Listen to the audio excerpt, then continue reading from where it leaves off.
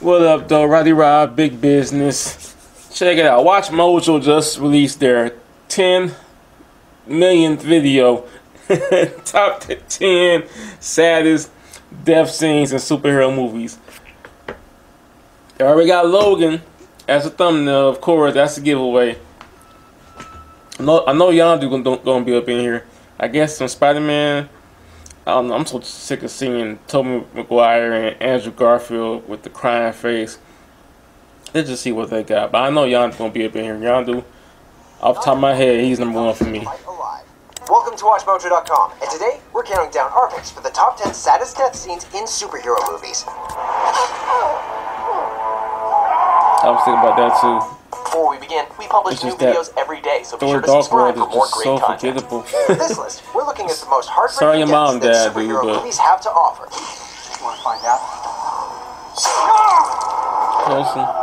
To be clear, we're only looking at the deaths of characters that don't come back to life. It's different between saddest the deaths of Agent Coulson and Bucky Barnes may be, you don't find them on this list. Coulson did come characters back. Don't have to necessarily be superheroes or supervillains. Since we're dealing with the deaths of some major characters, consider this your spoiler alert. We kill the Batman. All the spoilers. Number 10, Yondu Udonta. Number 10. Of the Galaxy, Volume 2. While he may have only been a supporting character in the first film, Yondu gets a much more fleshed out role in this sequel to the beloved Marvel series. Initially a grumpy ne'er-do-well who kidnaps a young Peter Quill from his home planet, we learn that the reason behind it is much more touching than you would think. It was hurtful for me down. I'm like, oh yeah, it's gonna be great. Reveals that Yondu actually grew to care for the boy and raised him as I'm his literally own sitting there waiting. Peter's actual father was not hope it's gonna be in Infinity War. Hope it's gonna be in, can't wait to see him Guardians 3. It's this new bond that makes it all the more touching when he sacrifices his life for Peter's. Going like a mug. Going like a mug. What you got above this, man? Number 9, Nina and Magda, X-Men Apocalypse. Whatever it is you think you saw in me, Charles, I buried it. During the beginning of the 9th installment of the X-Men film series, we see Eric Lyncher living a quiet and normal life in Poland with his wife and daughter. But when local officers find out who he really is and accidentally kill his family, they cause him to reawaken as Magneto. Yo. Nina. Ooh. Please. Believing he has no good left in him, Magneto joins Apocalypse in his quest to destroy the world. That should have showed probably he killed them all. It's this tragic event that causes Magneto to fully believe again that humans and mutants can never coexist, a staple of the character. And Michael Fassbender's grief as the conflicted mutant is absolutely gut-wrenching. Now that person will know what it is to lose someone they love. Number 8, Jonathan Kent, Man of Steel. I let my father die. My name is Magneto. Because I trusted him. In the first film of the DC Extended Universe, we got a much darker origin story for Clark Kent. While in the original 1978 film, Jonathan Kent died of a heart attack, this version went the more climactic route, providing a heavier emotional wallop. While helping people escape from a tornado, Jonathan is injured and unable to escape. This was kind of dumb. I mean, I love Man of Steel. Still my favorite DCEU movie. By his movie. father to hide his abilities from others, afraid of how they might react. It's these lessons that stop Clark from saving his father, even though he easily could have. With one final lesson, Clark is left to watch his father be swept away. Number 7, Rachel Dawes, The Dark Knight. Now I'm always smiling. Not really. She was in 2005's Batman recast so quick. Gyllenhaal took over the role for the revered superhero sequel, playing the love interest of both It would have been easy for this catch you off guard. Gyllenhaal brought a fearless ferocity to Rachel that made you truly care for her. She serves as one of the only links Bruce has left to his childhood, and her death by the hands of the Joker nearly mentally breaks Batman. He told me that only one of us was going to make it. Not really Joker. Had Batman not been misdirected by the villain, he may have been able to save her. It's this what-if scenario that makes her demise even sadder. It's alright, listen.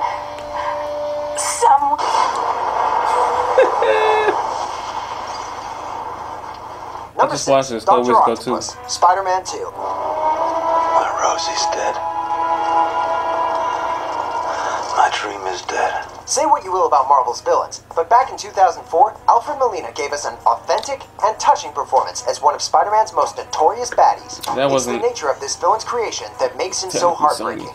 Starting off as a kind mentor to young Peter, Otto Octavius loses his mind in an experiment gone wrong when 4 mechanical arms are bonded to his nervous system. Not over yonder.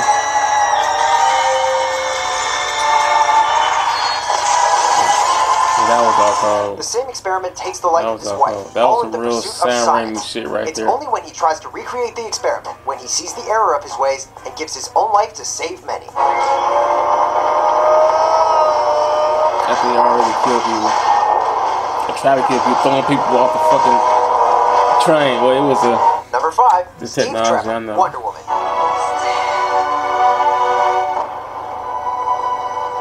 Audiences flocked to 2017's Wonder Woman to watch Gal Gadot kick butt, but they were also surprised to discover Chris Pine's charismatic and compassionate Steve Trevor. While the two may be from completely different worlds, it's their shared concern for humanity that makes them such a compelling pairing. Steve proves time and time again that he will do anything it takes to stop this great war, including giving his own life, which he eventually does as he stops a plane full of deadly toxins from killing innocent people. Only moments before does Steve tell Diana that he loves her, making it truly tragic. I wish we had more time. What are you saying? I love you.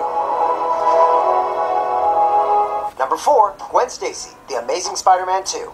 Alright, this one, yeah. Harry, this is between you and me. You want to fight? Fight me. Let her go. It sucks While too. You fans of the saw it comics may coming. have seen this one coming, No, there's no denying that Gwen's death dealt a massive emotional blow to audiences. Emma Stone is completely charming as Peter Parker's love interest, and actually has pretty great chemistry with co-star Andrew Garfield that was built upon over 2 movies. So when she perishes during the fight with Green Goblin, with Spidey's web reaching her only just too late, you're genuinely sad to see her go. While The Amazing Spider-Man 2 may have had its fair share of criticism, this is one thing that it definitely got right. Stay with me. Stay with me. Stay with me. Stay with me. You stay with me. Nigga, she long gone. Number 3, Thomas and Martha Wayne, Batman Begins. What's wrong? No, it was me. I just needed some fresh air. Quite possibly the most famous death on this Right, list, it's the murder like- of Bruce Wayne's parents shapes him into the man that he will become. You knew that it was coming. The only reason his parents is in the movie is to die. Like, it's like... While we may have seen their death before, it's in Christopher Nolan's darker reimagining that we get them as more fleshed out characters. Through flashbacks, we see Thomas give Bruce advice on how to deal with fear. It's this advice paired with the nature of their death that set Bruce on the path to becoming Batman. Not only is it an incredibly important death scene, it is also deeply moving as Thomas's last words to his son are to not be afraid, setting the tone for the rest of the trilogy. Don't be afraid. Number 2, Ben Parker, Spider-Man. Oh, God. It was time. Where Bruce Wayne had the death Gotta of be his more parents, specific. Peter Parker had the death of his uncle. After getting ripped off at an underground So wrestling Logan's tournament number 1. and refusing to stop a robber as a way of revenge, Peter stumbles upon a crime scene where his uncle has been shot by the very same robber. Taking his advice about power and responsibility to heart, Peter learns from the traumatizing event of his uncle dying in his arms. You can give an argument for Ben Parker warm and caring the first presence in his time. nephew's life. Peter becomes the Spider-Man Logan's number as a way 1. to honor all of the qualities that his uncle stood for. Maybe Rachel. Comes great responsibility. Before we get to our top pick, here are a few honorable mentions. I'm forgetting some. Gwen Stacy.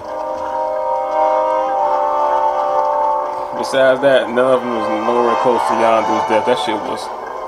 What the fuck? I heard the shit. You didn't see that coming. Nah, hell no. Nah, not at all. Damn, maybe that could definitely been the top Number 10. 1, What the fuck? James Logan Howlett. Logan. Really? You told me what they made you. Although Hugh Jackman That's had good. said You could that he have wanted Professor Gwen X's Stacy's death in Logan there. to be his Shit. final portrayal of Wolverine, that didn't stop the character's death from being shocking. During a fight with his own clone, Logan sacrifices himself so that Laura and the New Mutants can escape to safety. What makes this death scene so poignant is the relationship that he and Laura begrudgingly build upon over the course of the film. The two grow to care immensely for one another, bonding over one tragic event after another. While the loss of Professor X is devastating in its own right, it's the death of the nearly indestructible Wolverine that left audiences sobbing. I say so. Of course, my eye will be hurting right now. So. Do you agree with our picks? Check out these other great clips from Watch Mojo and subscribe for new videos every day. Ah, man. Yeah. not everyone can make it out of the fight alive.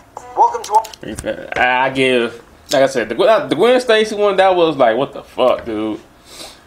It's like, I kind of saw it coming, like, maybe they won't snap. That was crucial. Like I said, the Rachel one, yeah. Logan, of course. But me personally, y'all do it all day. Like I said, the worst, some of that shit was not even that big of a deal.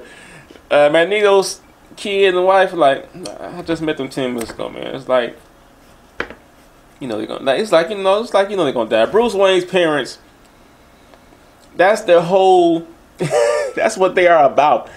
The only reason you show Bruce Wayne's parents is to show them dying. Otherwise, you're not gonna show them. Like, you know, that's what they are about. Bruce Wayne's parents equals them dying. That's what the whole point of this is. That definitely wasn't like sad. It was like, yeah, you know what's coming. I mean, I don't agree with that video. Anyway, but yeah, it's something I'm forgetting though. But it's been a lot of deaths in these damn movies, man. Shit, I don't know about the ancient one because she kind of just disappeared. And I mean, you knew that was coming too.